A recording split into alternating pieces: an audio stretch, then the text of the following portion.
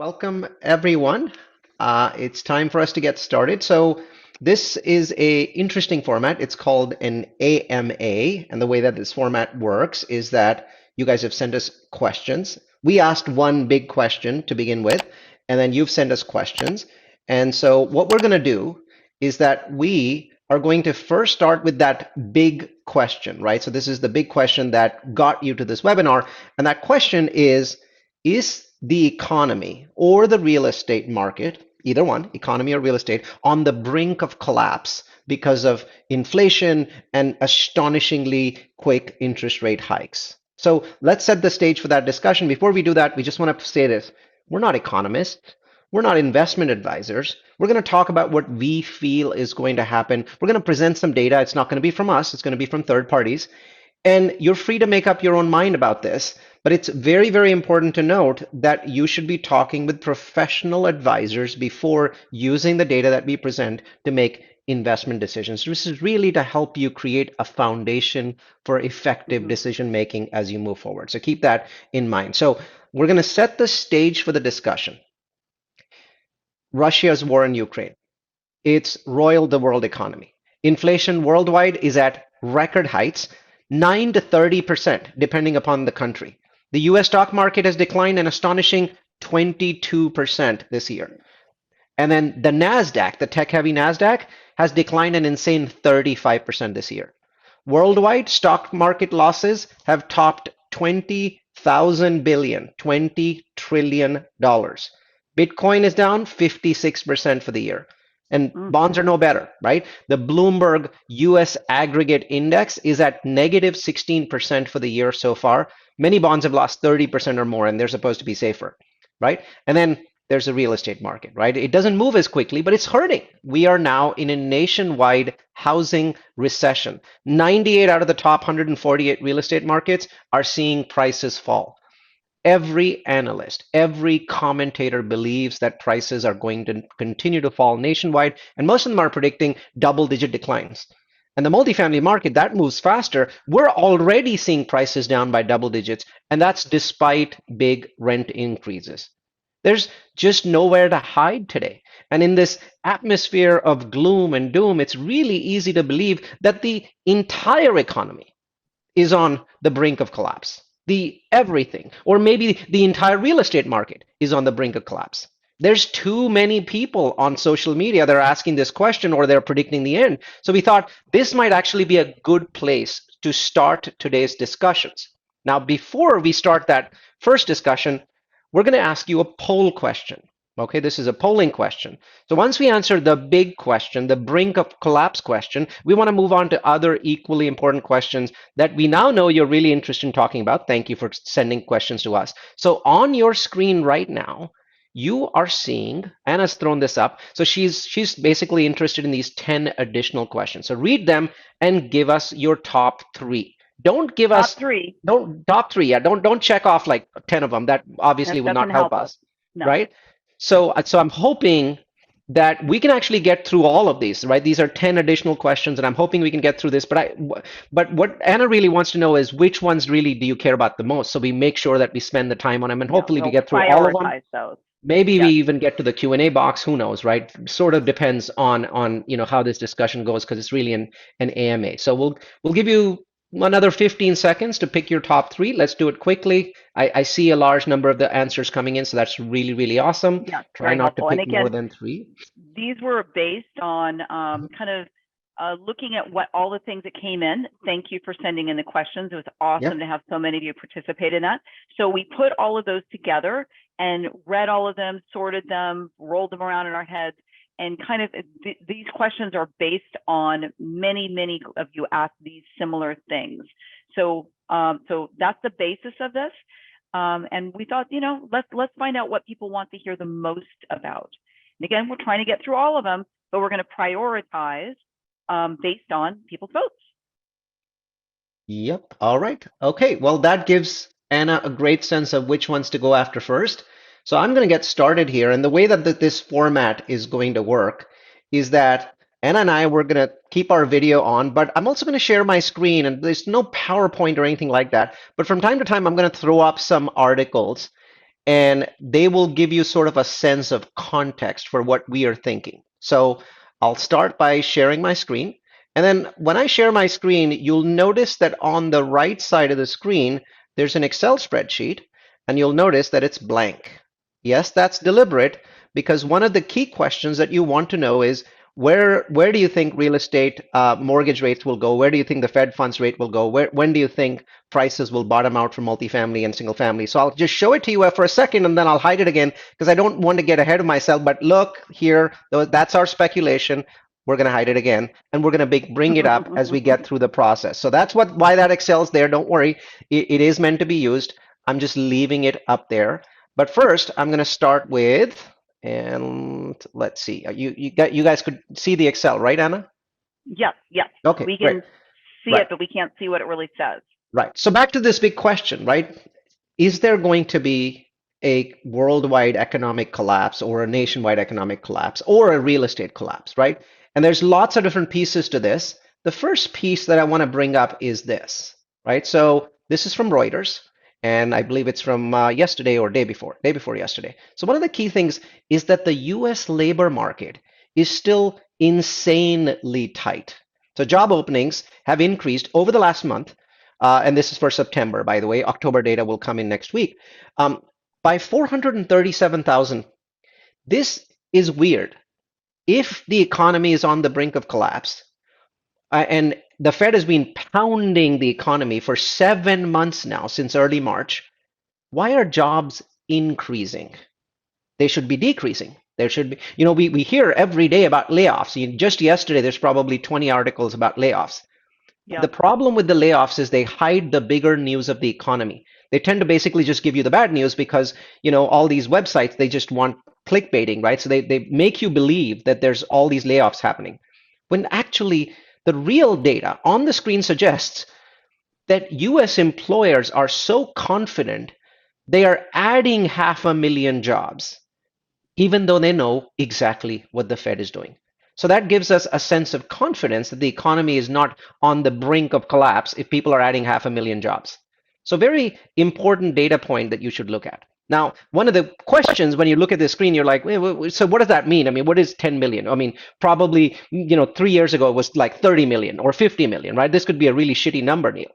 Well, let's take a look at the Fred site. This is one of my favorite sites. It's the St. Louis Fed.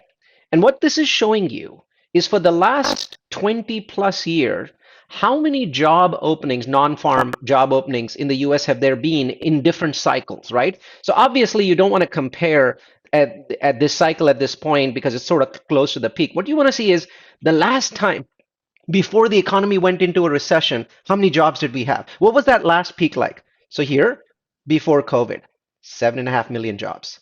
Here, right before the 2008 crash, 4 million jobs. Today, even after a decline from peak, we still have 10.7 million job openings. And this is after it's gone down by a million because of all the Fed pounding. That's an insane number. Just to get back to where the economy was before 2019, from this point, 10.7 million, the economy has to lose a massive number of jobs. Basically, it has to lose 3.5 million jobs. And it's gaining 235,000 jobs a month. So it has to lose 3.5 million jobs just to get back to pre-COVID. Not to this pre-COVID, not to that crash level, but to the peak before COVID. So the economy, from a jobs perspective, is in an absolutely astonishing place. But a lot of people are like, yes, but there's so much money being lost in the stock market, Neal. You don't understand. I mean, people have gone bankrupt, blah, blah, blah. No, I'm aware of this. Take a look at this, for example, right? So here is data worldwide. So now I'm looking at this from a worldwide perspective, right? So here's the bad news. The average portfolio, which is usually composed of 60% stocks, 40% bonds, and that's facing its largest annual loss in 100 years. In 100 years, right? So, I mean, not even the Great Recession in 1929, which is about 95 years ago, did we see the level of decimation that we've seen today. So it's very easy for people to believe, oh my God, if it's the worst in 100 years, I mean, we're screwed, right? Here's the problem. Every single piece of data can be spun two ways. So I'm actually going to spin it both ways for you, and you tell me which way looks better. So here on the screen, you see this graph, right? What this graph is actually showing is the true total value of the worldwide stock market. So every single stock market in the world, the US, the Eurozone, Japan, everybody together, how much money is in those stock markets. And I want to point out two parts here. I'm not going to go look at COVID because as you can see, value went down and up so rapidly that that wasn't even a real crash, right? So the values basically went back to where they were within a few months. So the two that are interesting is 2008. So you see this circle here. And then you see this circle here that I don't is know if you've the other one. scrolled up far enough. There you go. You're Okay, there we go. And let me make this a little bit bigger.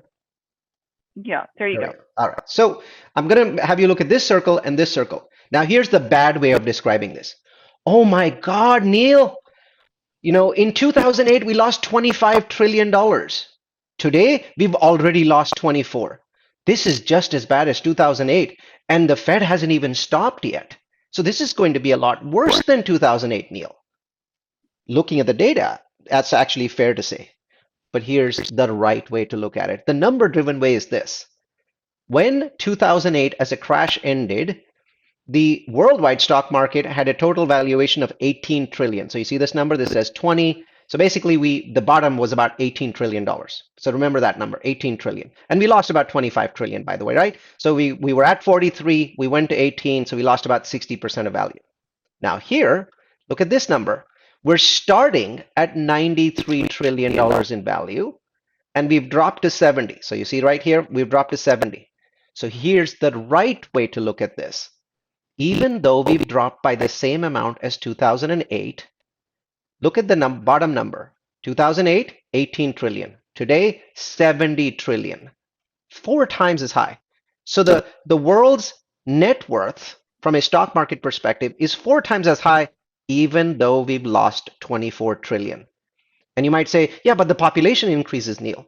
The world's population is 21% higher than the last crash. So the population's higher 21%, but the value of the stock markets is 400% higher, even after $24 trillion being lost. This crash is nowhere near 2008 because you have to look at everything in the perspective in terms of total size. We could lose another $20 trillion from here onward. So go from 70 trillion to 50 trillion, and still we would be up from 18 to 50. 2.5 times the size, even though the population size is only up 18%. Do you see how that works? Now I'm talking about the economy losing $50 trillion, and it's still up 250% compared to 14 years ago. So you really got to look at these things in aggregate. When you do that, you get a terrific sense of perspective as to why the world economy wouldn't quote unquote crash because of a $24 trillion decline. So hopefully this is food for thought, right? Let's look at a few other numbers which are even more interesting to me, right? So the first one is people are telling me all the time, Neal, we're screwed. The personal savings rate has gone down. America's not saving any money. Well, when I look at the data, this is the personal savings rate, once again, St. Louis Fed. The personal savings rate has been pretty awful for a long time. So 2005, it was down to 2%. What that means is Americans that make $100 are saving $2, right? So now we're at 3.5. It's not the worst. And one of the things is if you go back all the way to the 60s, every single time the Fed raises interest rates, the personal interest rate collapses. That's just the way it is, because what's happening is it takes a year or 2 years for salaries to catch up to inflation. And because it takes that long, Americans don't save any money. Basically, they spend every single dime that they have.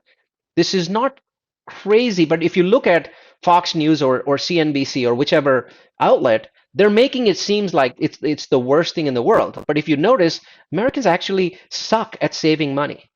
A Chinese laborer saves 25% of their income. The average American saves between 5 and 7%. So when it drops to 3%, not the end of the world. Don't take it that way. All right, so let's look at some other numbers. Household net worth. So we hear on the television all the time that people's net worth has collapsed and nobody has any money and people only have $500 in the bank. Very true. There's incredible amounts of pain happening in the bottom 20% of Americans. But keep in mind, the bottom 20% of Americans are less than 4% of the US economy. The US economy has to be measured in the whole. You can't just look at the people that are suffering. You have to look at the entire economy and take a look at the screen at what's happened. This is household net worth, $141 trillion. And here's how much it's dropped since the Fed started beating the crap out of us, from 141 to 135. Where was it before COVID? 109. We've got to drop another 30 or 40 trillion dollars just to get to where we were pre-COVID. So you see how much cushion we have in the economy at this point for us to continue dropping without there being a catastrophic collapse. So I'll give you one more, and then we'll move on from this part. So corporate profits. In case you guys are all wondering, why are employers adding 500,000 jobs when they know that the Fed is trying to push the economy into a recession? Well, the answer is corporate profits. Corporate profits have never been higher. What this chart shows is the percent, for every dollar of gross domestic product or GDP, how many cents does corporate America make? So the normal answer is 6, 7, 8 cents. So here, for example, 7 cents. And then here at some point in 2006, it peaked at about 10 cents, right? And then it obviously crashed back down to 5 cents during the Great Recession, and then sort of was 7 or 8 cents. And then pre-COVID, right here, you see this little peak, 9 cents. Wow. So for every dollar of GDP, corporate America was making 9 cents. Where are we now? 12 cents. We're 25% above in profits. It's hard for employers to lay off substantial amounts of people when they are making the most amount of profit they've ever made. So that's why the economy is very, very strong. Couple more things, and this time I'm going to pivot. I'm going to stop talking about the economy. I'm just going to talk about real estate. So a lot of people are like, yeah, that's fine, but what about real estate? Real estate could crash. We could have a 2008 type crash. It could even be worse than 2008. Well, what most people are missing is that 2008 was a crash that happened because no one had any equity. We basically sold 10 million homes to people that were mowing lawns, and all of a sudden were able to buy $500,000 homes because no one was checking net worths. Obviously, they had no equity in those homes. And then once the crash happened, they had negative equity. Here's the headline today in the United States. 17 times as many mortgages are equity rich versus seriously underwater. 17x. Roughly 3% of the mortgages in the US are underwater. It has to be way higher than that for there to be a crash. Now, this doesn't protect us from price declines. I'm not suggesting that prices won't go down. In fact, I'm pretty confident prices will go down. But a crash, decimation, 2008 type event requires a lot of these homes to be negative, and there's only 3% of them that are negative at this point. And as a result, foreclosure activity in the US is the lowest it has been in history. Now, it usually tends to be around sort of this mark. Like, you see this, where my mouse is, it tends to be around that level. Obviously, it was very elevated all the way from 2006 to 2000, maybe 13 or 14. So these are higher levels, but you tend to be here, right? And this is pre-COVID foreclosures. Now, obviously, I don't know many people that are listening to me right now that made a lot of money in foreclosures in 2018 or 2019. There really was nothing in the market to buy in foreclosures. Now compare those bars in 2018, 2019 to bars now. And I know I see a curve. I see it. I'm not blind. I see a curve. It's going upwards. But it would take a long time just to get here. And nobody was making money on foreclosures here or even here. We were making money in this time frame. So I don't think foreclosures are really going to make the housing market crash. So, to me, the key question of whether the market will collapse or whether we are set for a collapse, there's no economic fundamental supporting it. What is supporting it is a bunch of bullshit clickbait on social media. And also, unfortunately, too many clickbaity articles from mainstream media, whether it's CNBC or Fox News, that are doing this because they want to get more eyeballs. But if you look at the data, there's just there's just no reason to support any of the nonsense that we're seeing out there. So hopefully you find this data interesting. All of it, everything that I picked basically was from the last month. I didn't want any sort of dated data, but I think it shows you where we are. And none of this goes to say we won't see prices declining for single family or multifamily. Absolutely, that will happen. A crash is something different. A small correction in the marketplace is good news. It's always good news for markets that are ridiculously bubbly to cool down a little bit. I think we welcome that. So with that, we'll now go over to your 10 questions. So which one do we want to go to first? We want to go to this one. So what happens to real estate values if interest rates remain high for 2 or more years? That is our top question. So we're gonna start talking about our projections, right? What you're really asking us is our projections, right? If we're projecting that interest rates stay high for longer than 2 years, what happens? So we're gonna give you our projections first, and then we'll answer your question. Is that fair, right? Because we don't want to answer your question and make it imply that rates will stay higher than 2 years. Now, here's our baseline projection, and we're going to basically run our business based on this particular projection. I'll make it bigger for you guys, so we'll drag it over. Hang on. Come on. Oops. There we go. Uh-oh, it doesn't want to get dragged. There. And now I'll make it bigger. So these are some of our baseline projections. We do not believe that rates will stay high for more than 2 years. We do believe that they'll stay higher longer than most people want them to stay higher. So I'll walk you through this graph and give you kind of a sense for what we're looking for. The blue line shows what we call the Fed funds rate. The Fed actually doesn't directly set mortgage rates. The Fed has an internal rate at which banks lend to each other. It's called the Fed funds rate. At the beginning of the year, the Fed funds rate was effectively at zero. So it was pretty much at zero. And then in March, the Fed started raising interest rates. So today or yesterday, they raised it to 3.75. So it sits here, right? It's our belief and belief for most of the market that the terminal Fed funds rate is at 5. It's at 5, right? So that's where we forecast the terminal Fed funds rate, and we think that terminal rate will come next year in May or June. We were a little more bullish earlier in the year. We felt like the terminal rate might be closer to 4, but the truth is the economy is fighting the Fed in an astonishing way. By now, I expect it to be losing 200,000 jobs, not gaining 200,000 jobs, which essentially means they need to raise it further to get to that terminal rate. So we think that that the Fed's fund rate will go up. Now, what's the orange line? Well, the orange line are mortgages. So mortgages today are at this level. So let's take a look at what actual mortgages are today. So today, or actually last week, so the 30-year mortgage rate was at 7.16%, though I want to point out to everyone that you would be absolutely lunatic to lock in a 30-year rate with rates being so high. I would suggest that everyone look at this arm. So think about it this way, Anna. Question for you, Anna. I mean, why do you think there's such a huge gap between that 30-year mortgage rate at 7.16 and the 5-year rate at 5.5? I mean, what's your guess on what that really shows to people? I think it shows people's perception of risk, that they want to lock in. There's fear. They're willing to lock in at 7 because 5.5. It's like, well, what happens if at 5 years it's still going up? Yes, so exactly. So at 5.5 sounds too good to be true, and it sounds risky. And I think I should lock in at 7 instead of thinking, really, how long is it realistic for interest rates to stay this high?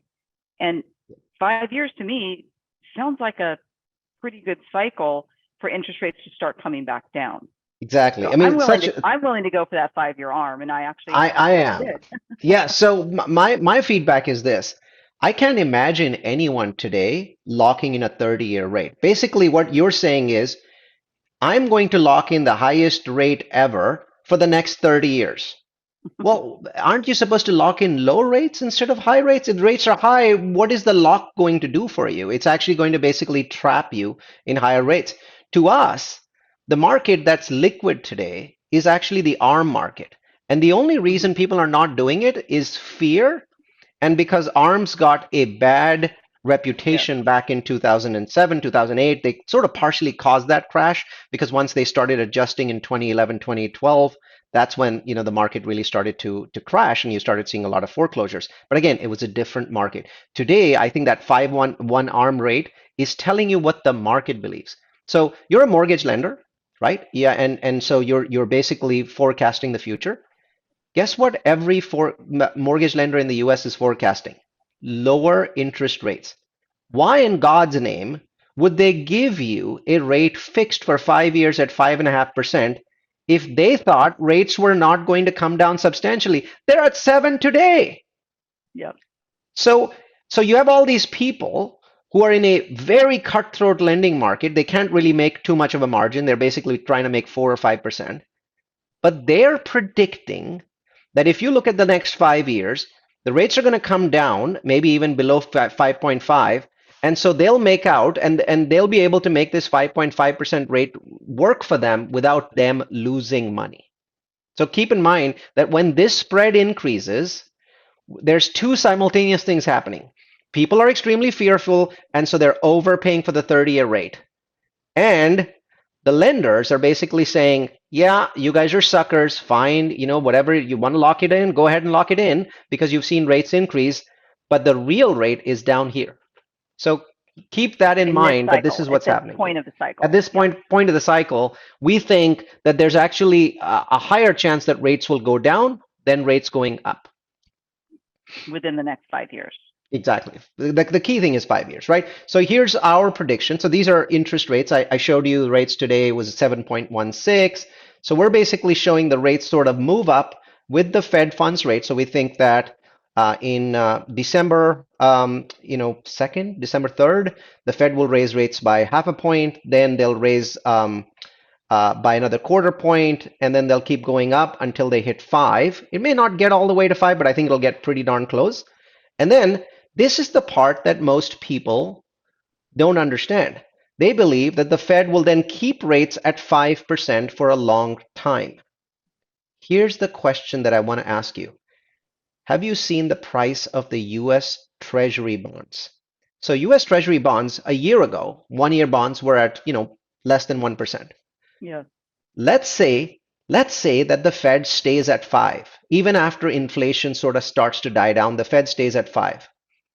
What is going to happen to the United States debt payments?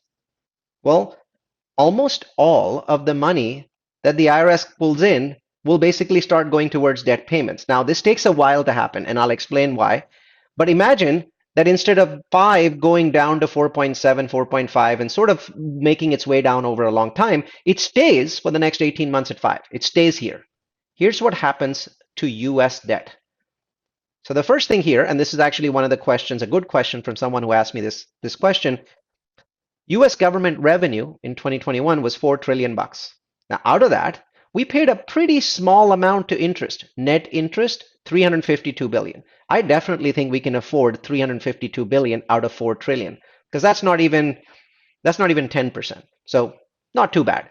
But remember that this 2021 interest was based on extremely ridiculously low interest rates, right? Which basically the US government was financing its $30 trillion of debt at 1%. So now what happens?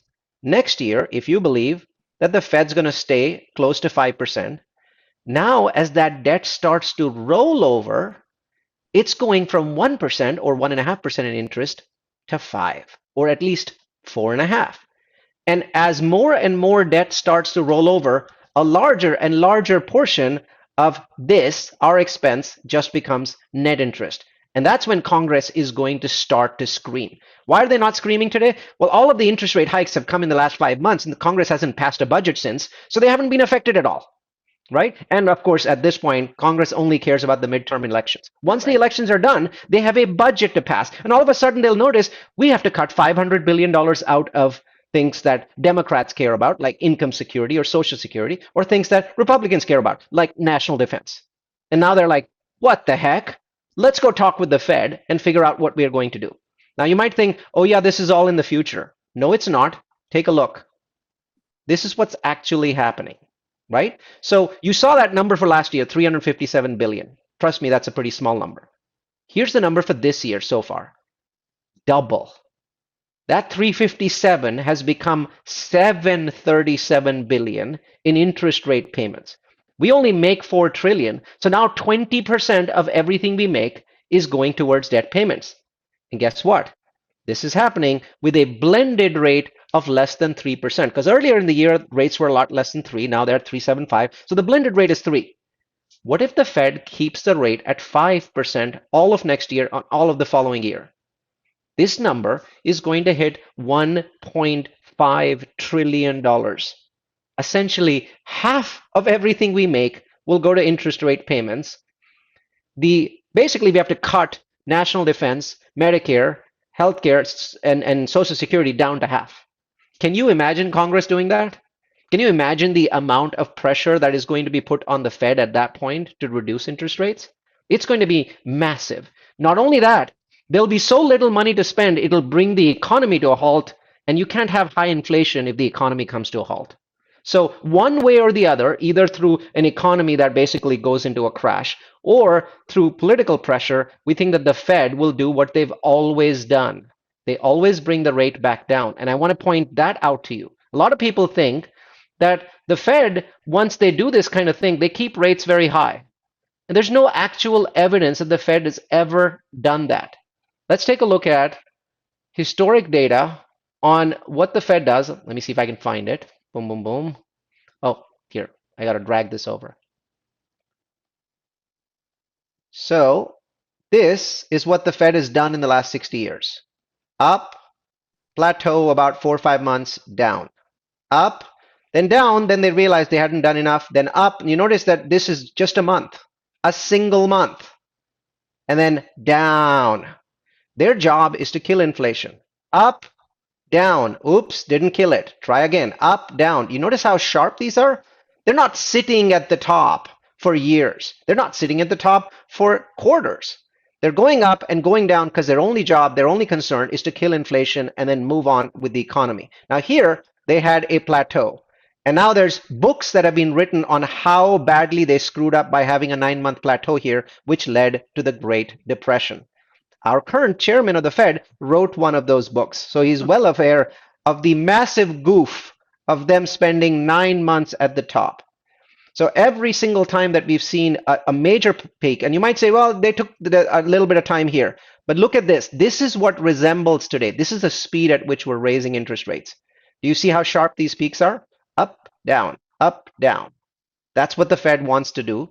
And we're actually, in our projections here, not doing that. We're saying the Fed will actually go down very slowly, much slower than they've done in the past. Why? Because we think that this inflation is sticky.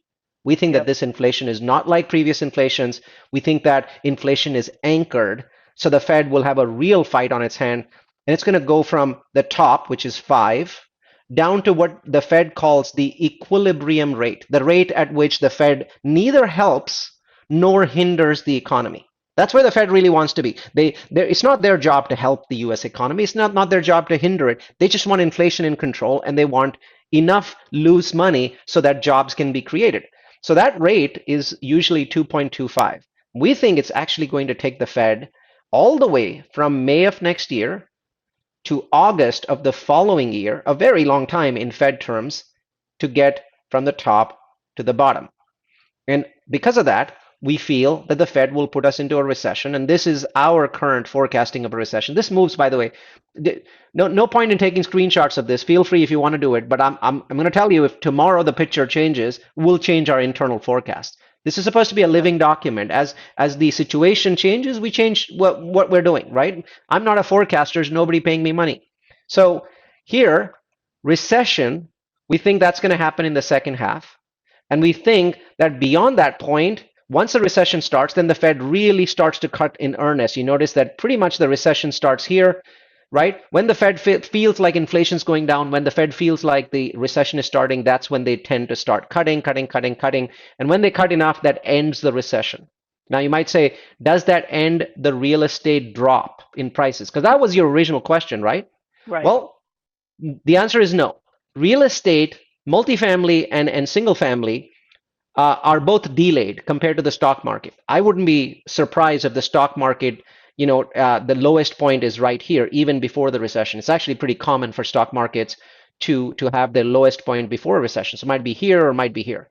But then multifamily is now becoming more like the stock market. There's more and more institutional money, so they tend to react faster. So we think multifamily prices will bottom out right here, right? And we also think that single family prices will take another 6 months to bottom out. And then this here, this box here, June 2024 onwards, that's when we think a new real estate cycle starts. That's how far we are, 19, 21 months away from a new real estate cycle starting. So that's our thought process. And hopefully that answers your question. What happens to real estate values if rates remain high for 2 or more years? The answer is if they remain high for 2 or more years, the US economy will have insane debt service problems far beyond real estate. And I think the entire economy would be in a very severe recession. So real estate would be in a bad place. And I hope it doesn't come to that. We're not forecasting it. Back to you, Anna. So feeding on to that, when should we buy single family and multifamily? And which signals tell us we should buy? Is it inflation? Is it mortgage rates? Is it jobs? What do we look for? So I think there's it depends on how bullish you are, right? So let's start with the most bullish people. If you're very bullish, buy the moment the Fed says we've hit a peak. So and I would start with multifamily because remember, real single family takes a very long time to go down, and so it's always it's got this trailing feeling. It's the absolute last thing that falls is single family. Multifamily tends to adjust quicker. So the moment you see the Fed saying, okay, we have a meeting and we decided not to raise the Fed funds rate, that definitely is the peak for the Fed funds rate. They usually don't go above that at that point in time. You know that either they're going to stay there for a while or they're going to go down. So if you're bullish, that's the time to buy multifamily. It's not the time to buy single family. Now, what about single family? If you're bullish, the best time to start is as soon as the recession ends, right? So the NBER, the National Bureau of Economic Research, calls an end to recessions. The moment the recession ends, buy real estate, buy single family, because it would have by that time definitely dropped at least 10% from where it is today, right? So my guess is around 10%. It will continue dropping beyond that point, but again, remember you're the bullish person. Now, if you're bearish, if you think that this has a lot of legs, it's going to take a lot of time, you basically want to buy multifamily right here where my blue box is, right here where we think the recession will end. The moment you hear the recession ends, buy multifamily. That's a great time to buy because you're either at the bottom of the multifamily market or you're pretty close to the bottom. Nobody can really time the bottom, but you're pretty close. And then if you're bearish, you want to buy single family when the rate gets close to this number. So if you don't know what the Fed funds rate is, that's something that you should start Googling and learning.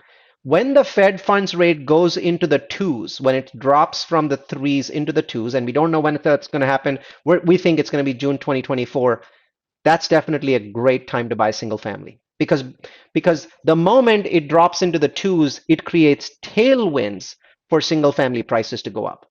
Now, at no point are we forecasting a return to 4% 30-year fixed mortgage rates.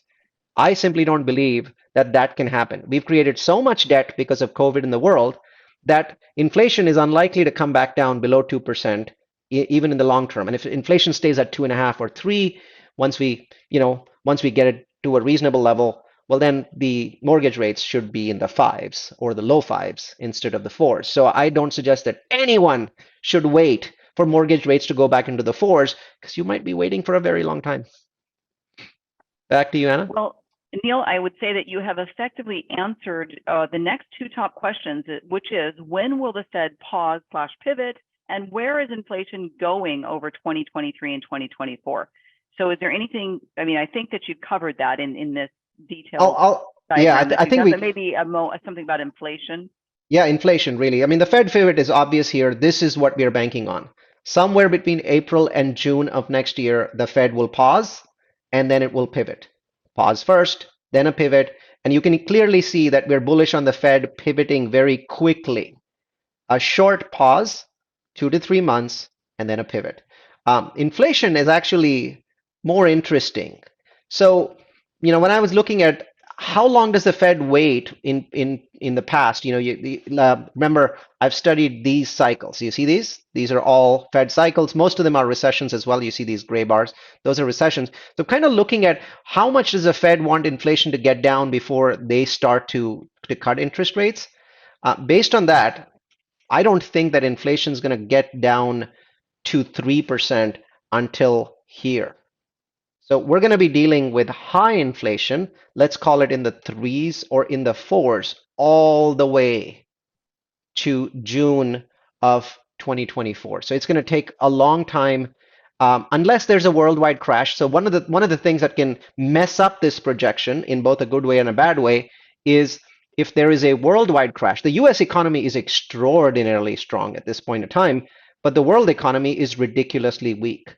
So if the Eurozone gets into a crash, or Japan or China gets into a crash, then the Fed will cut rates quickly, and inflation will also plummet if the world's going into a recession. So we don't yet see that happening. We do see that parts of the world will go into a recession, but we don't think the rest of the world will go in. So the short answer is inflation is going to be sticky. It's going to stick around even beyond the recession. Neal, our next question is one of your favorite topics. It's about markets. But before we talk about which markets we should be investing in now, let's have you give a little idea of what's going on at Grow Capitus. Yes, except I don't have that link, Anna. So, oh, there we My go. goodness. Let's see. Let me see if I can find that link. Do you have the document? I do Well, then not. I'll move on with the next question. You can find it for Okay. me. All right. What markets should we be investing in now, given the likelihood of price declines? Which markets? So this one is going to surprise everybody because I'm going to suggest that for the moment, there's two options for you.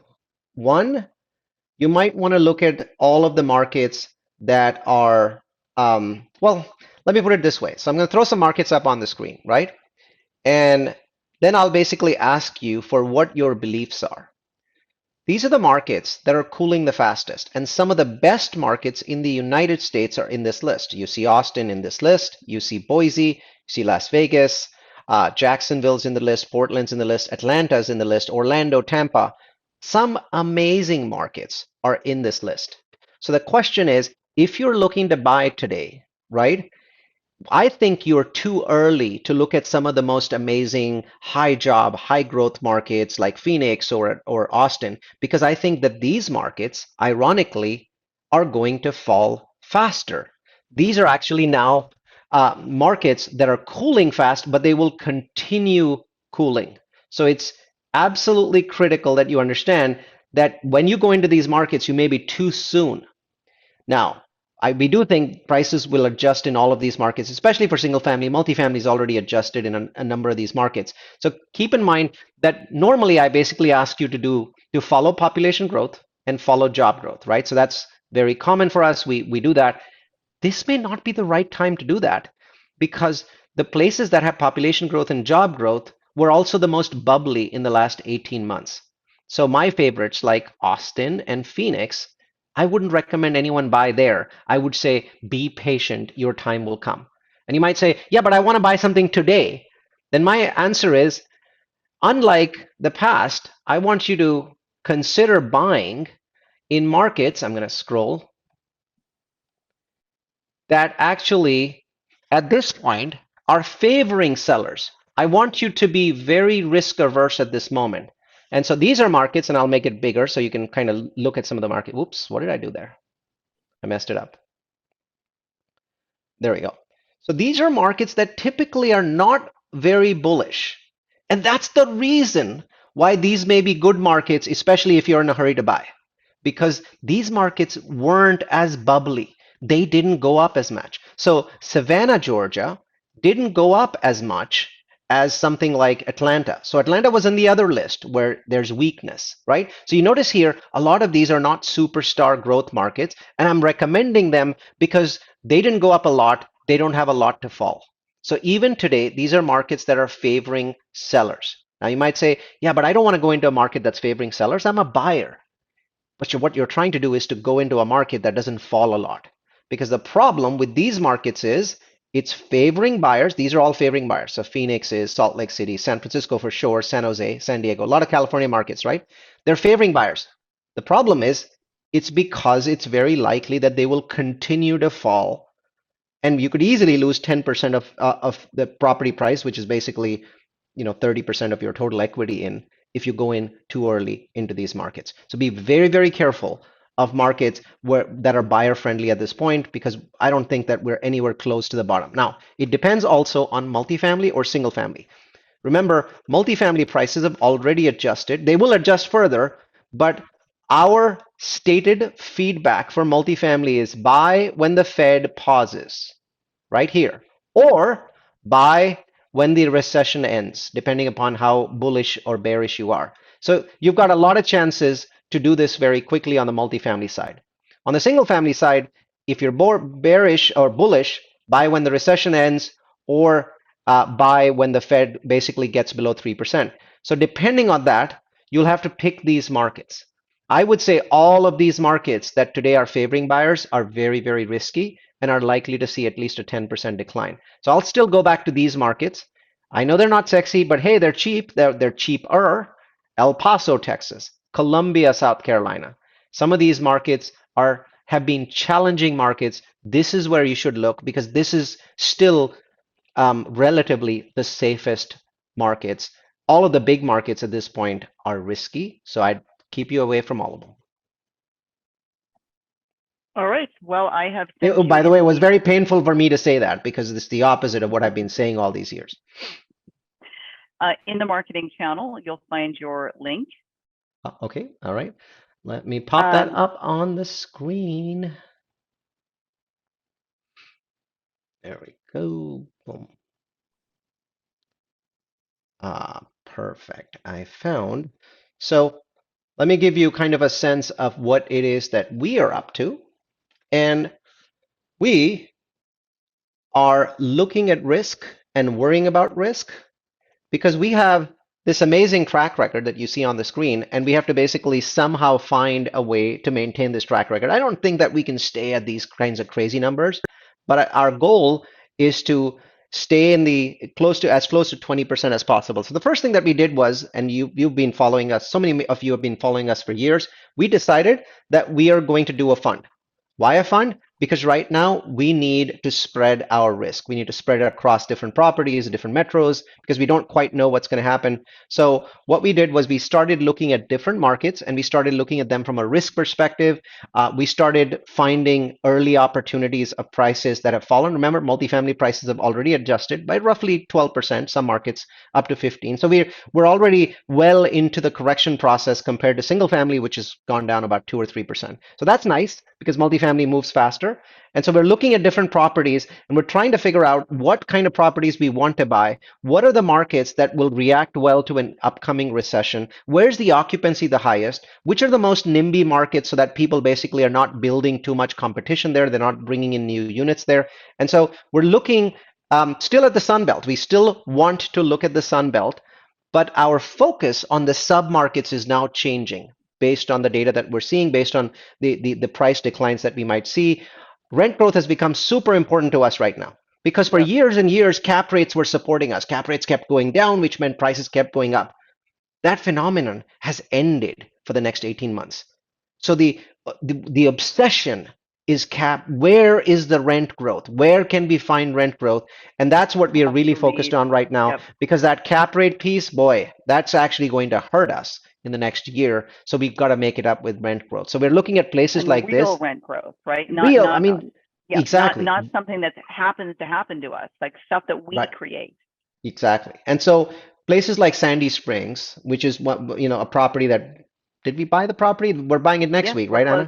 Yes, we're closing next week. Closing next week. Properties like this is what we are after in our fund. So, and we actually made the fund smaller because we realized, wait a minute, we may not actually end up finding as many properties as we like. So the initial goal when we announced this was 5 properties, and now we've said, no, we just want 3. And we bought one this year to maximize depreciation, the bonus depreciation. We're looking to buy two in basically Q1, Q2 next year. Once again, we want to align our property purchase with that Fed funds rate peak because we feel that if we can get a floating rate with a rate cap at that point, the rate will actually float downwards. But when we purchase, at that point, the rate will be very high. So the buyer will have to give us a lower price. But once we buy the property, if we're correct in our algorithms, the prices will float downward. So we get the benefit of lowest price because of highest rate, and then we have the ability to benefit from the decrease in interest rates, and of course rent growth if we get the rent growth piece right. So assets like this are in the Grow Value Add Fund. The fund is open at this point of time. So you're actually coming in, essentially you're coming in right before we buy the second property, which is really awesome.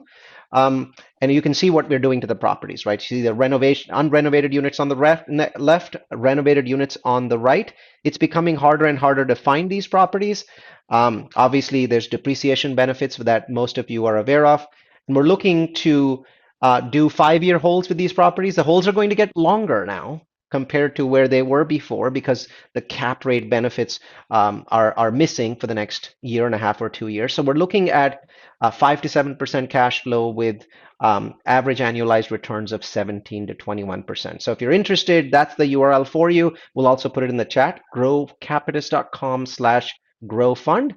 Feel free to join a call with Andrew. He's our investor relations manager. And there's also a URL there if you're particularly interested. We'll put it in chat, and that is for a group call about the Grow Fund. He does several of these every week. All right, that's what we are up to at Grow Capitalist, and I'll go back to Anna for the next question. Anna, what's Yes. next? Do you think that the economic slowdown could lead to rents decreasing? The answer is yes, but it's not what most people think. So there's this myth that if home prices in the US decrease by 20%, rents will decrease by 20% or thereabouts. We've actually never seen that happen. There's no instance that we have seen in all the years that we're looking at rents that they go down by that much. So the best example of that is 2008. Obviously, that was the worst real estate collapse, 10 million empty homes, foreclosures, you name it. Rents in the United States in 2008 went down starting the middle of 2008. Middle of 2008 to the middle of 2009 was the drop. So at middle of 2008, rent growth was 0%. So no rent growth at all, no declines. But then it went downwards all the way, 4% down by the middle of 2009. And then here's the beautiful thing. It went up 4% by the middle of 2010. So middle of 2008 to 2010, this is the greatest real estate recession of all time. Rents dropped 4%. Now, the question you might ask is, well, given, Neal, you're very bullish about the marketplace and blah, blah, blah, and the US economy being strong, and this not being 2008, do you really think rents will drop? My answer is yes, I still think they will.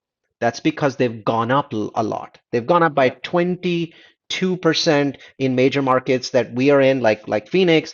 They've gone up 12% nationwide. I think that's too much rent growth in too short of a time. So I do think that we'll see declines, but I think that the declines will be shorter this time. So the example I just gave you was middle of 2008, 2010, 4% down. I think we'll see rents go down by about 2%, and that decline will be short, will be less than a year. So and in case you're wondering, when does that year start? The answer is from last month. So last month was the first time in this cycle that we have seen rents decline, and I think it's the beginning. So I want to show you what I mean by that. So as you can see, this is absorption in units. Now you might wonder, well, that's not rents. Yes, but absorption is a precursor to rent drops. When absorption in the US turns negative, what that means is there's more units than people that want to rent them. Well, as you can see, we've had 2 quarters now of negative absorption in rents. And people are like, yeah, but we have a shortage in this country, blah, blah, blah. Yes, that's fine. The shortage exists. It's still there. But that doesn't mean that you don't see negative absorption from time to time.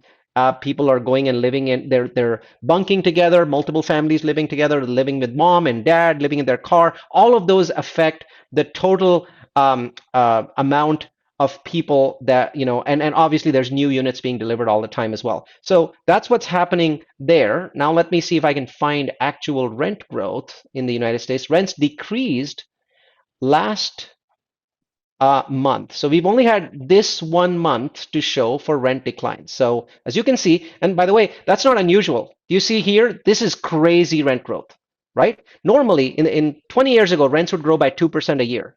You see all these purple bars? They're 2% a month.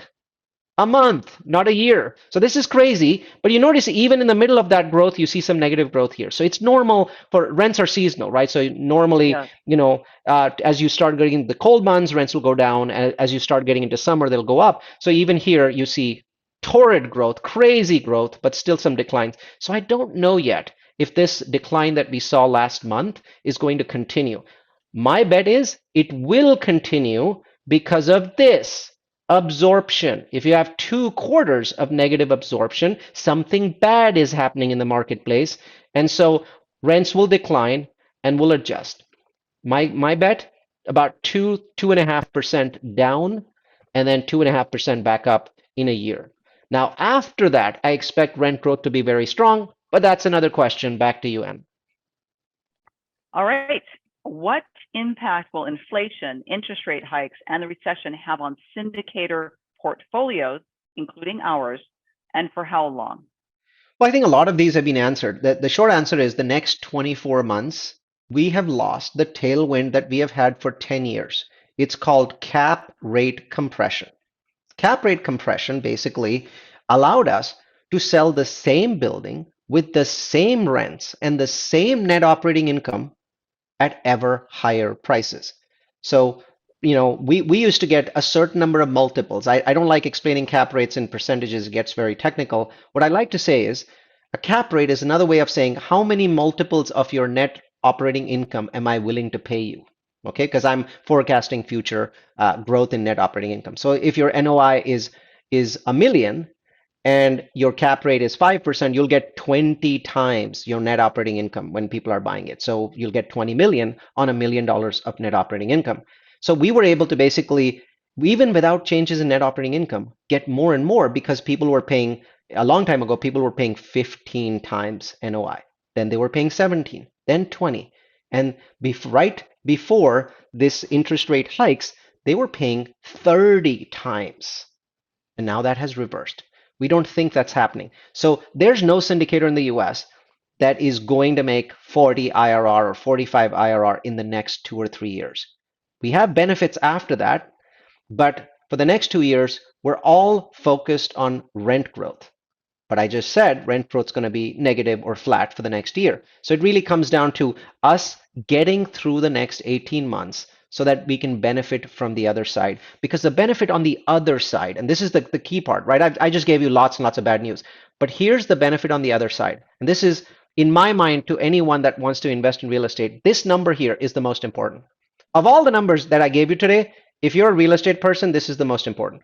Single family construction in the US has dropped 37% in the last 12 months. The country needs somewhere around 1.3 million single family homes.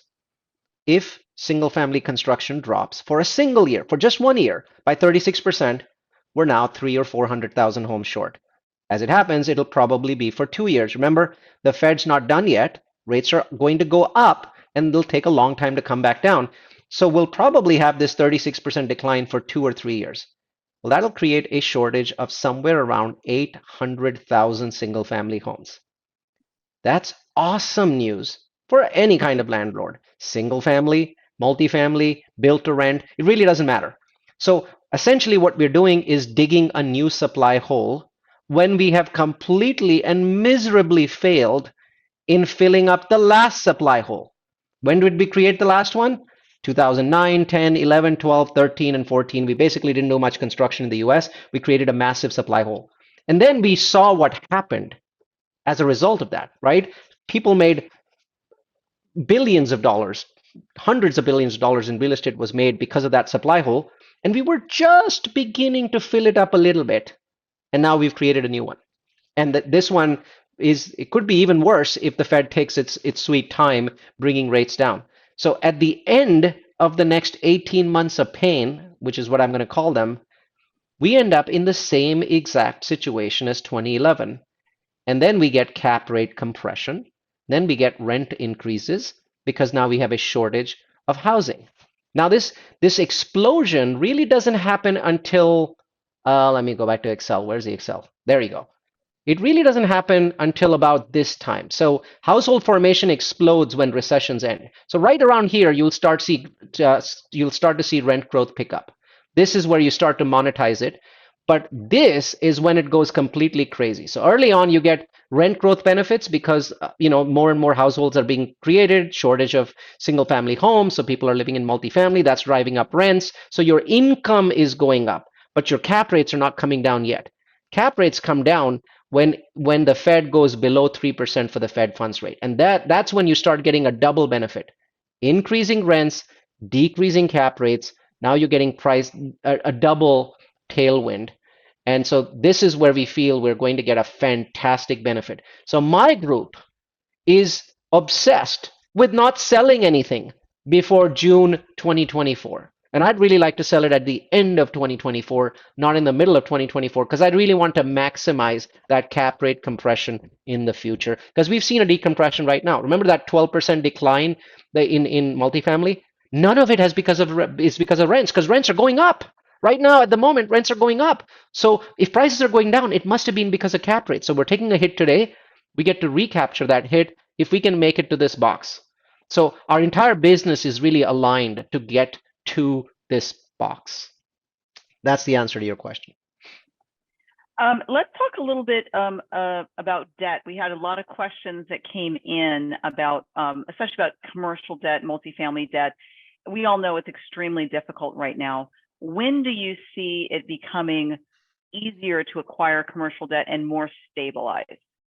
When the Fed rests, when the Fed stops. So the commercial market wants to give us debt. There's a lot of liquidity. They can pick up a lot of money. The problem right now is they can't predict the future. And so they have to assume the worst. So the bridge loan market, for example, is completely frozen.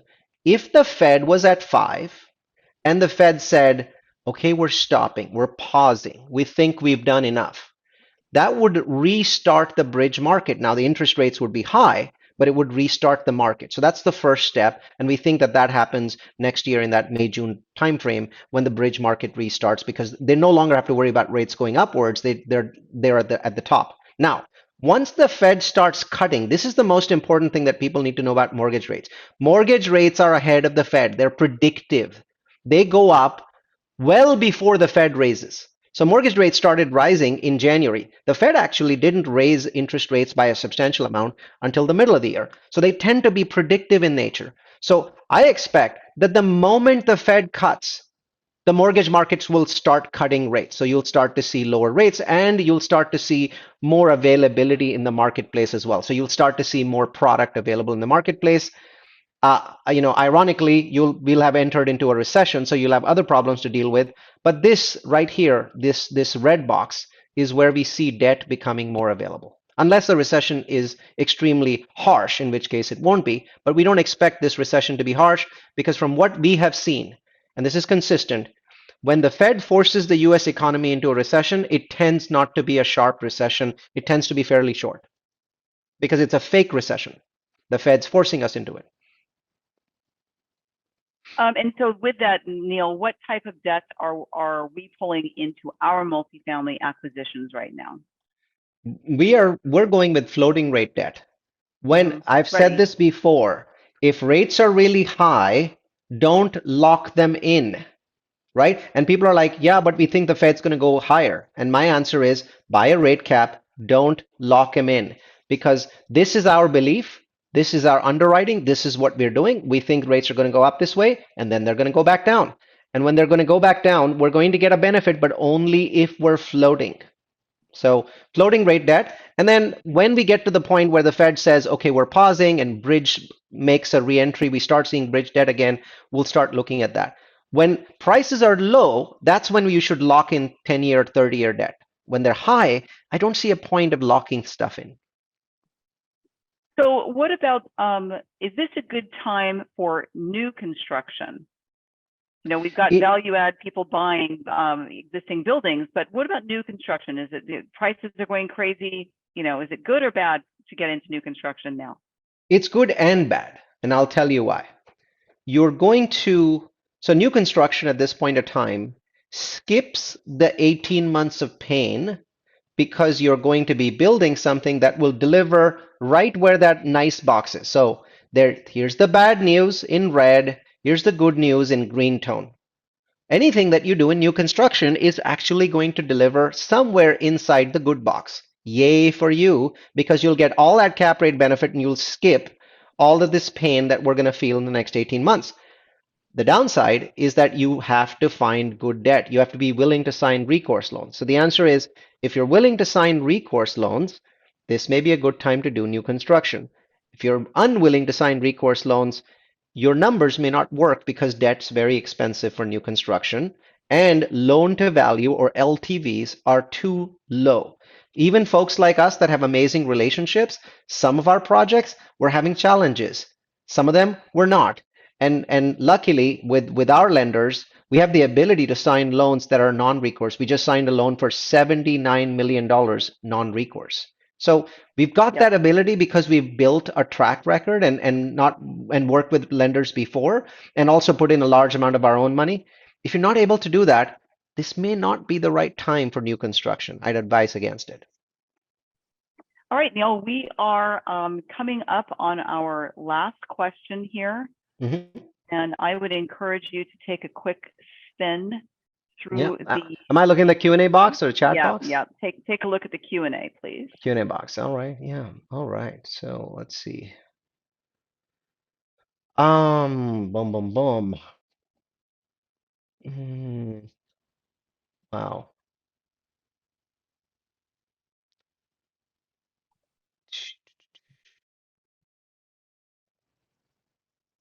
So there are questions that are about specific projects of ours. What I suggest is this. If you're asking us a question about a project like Avondale or Casada, I would much rather have you send that question to me or to Anna. It's our job to answer your question every day for as long as this project is in existence. It's much better and will give you a lot more context and a lot more time than answering questions specifically. But feel free to send us questions about the projects that you're involved in and how they're affected. Let's see. Boom, boom, boom. Why do we have more jobs created compared to the pre-pandemic peak? So that was a very interesting question. It's from Naipal. Naipal, I was very curious about that because the previous peak was about 7 million. Right now we're at 10. I was like, where the heck are these jobs coming in from? Yeah, And I think that, big yeah, difference. that's a very large number of positions that are open, and the answer is retirement. So the number of people that retired during COVID was several million, maybe 3 million higher than they have been in previous years. So basically, COVID forced a mass retirement, and so a bunch of people that were happily employed now are retired and they're not coming back into the workforce, and that spikes the number of jobs that are open. Good for the people that are in the job market, obviously. Yep. Let's see. Boom, boom, boom. Boo, boo, boo, boo, boo, boo, boo. Boom, boom, boom, boom. Politics does not seem to follow your analysis. My that's from Evan Weiss. So Evan and I often talk about these sorts of things, but the bottom line is I often find that politics doesn't follow reason. Politics doesn't follow anyone's analysis, so I'm not an anomaly. I think politicians do whatever gets them elected, regardless of whether it actually makes any sense or not. All right. Only one more, Neal, and Only one that's more. a wrap. All right. Bum bum bum bum bum bum bum bum bum. I think most of these in some way or the other we've answered. So wow, we Yes. got a lot done. We Yes. got a lot done. Boom boom boom. What is a recourse loan? Okay. Um, I think you said we shouldn't lock in a 5-year loan because rates are high, but shouldn't we just refinance? Well, my answer to you is when you refinance, you'll have the option of getting a 5-year lock or a 30-year lock, right? So even with refinancing, the question is going to come up anyway. My feedback is if you do need that money and if you do need to refinance, right? If you don't need to do anything, don't do anything. But if you do Yep. need to do it, instead of selling, yes, I would agree with you, refinance. But even when refinancing, consider not using 30-year debt because you're locking in a high rate instead of locking in a low rate. You're doing the exact reverse of what you're supposed to be doing, Jamar. So I'd suggest even if you refi, stay with a 5-year arm. So we'll take that as the last question. Thank you, everyone. So I know there's 500 of you, right, attending today, so it's pretty astonishing. Anna? I just wanted to say that people are saying, can't we get some of those slides he's been showing? Well, you've just gotten a preview of a deck that Neal and crew are working on, and you Yes. will be invited when the time is right to that webinar. And when that happens, the slide deck will be included, but not at this time. It is not Not ready at for this time. public consumption. But you can see That's we're right. always working on stuff, Yep, so yep, something to absolutely. look But forward to. yeah, but I like this format more because it allows me to kind of just bring in raw data from the last week because, slides are often out of date by months. It also allows me to do the sort of thing that we've been doing on the screen, just showing you our feeling for where things go from here. So we'll keep snapshots of this, and maybe in a year from you, we'll share, what the reality was. I'm sure it'll be different from what we're forecasting, but hopefully not too different. So with that, I want to thank Anna for, as always, being the gracious host, and thank you everyone for attending. And we'll see you at the next AMA. Ask Me Anything. Thanks, everybody. Good night. Bye. Thanks for your participation.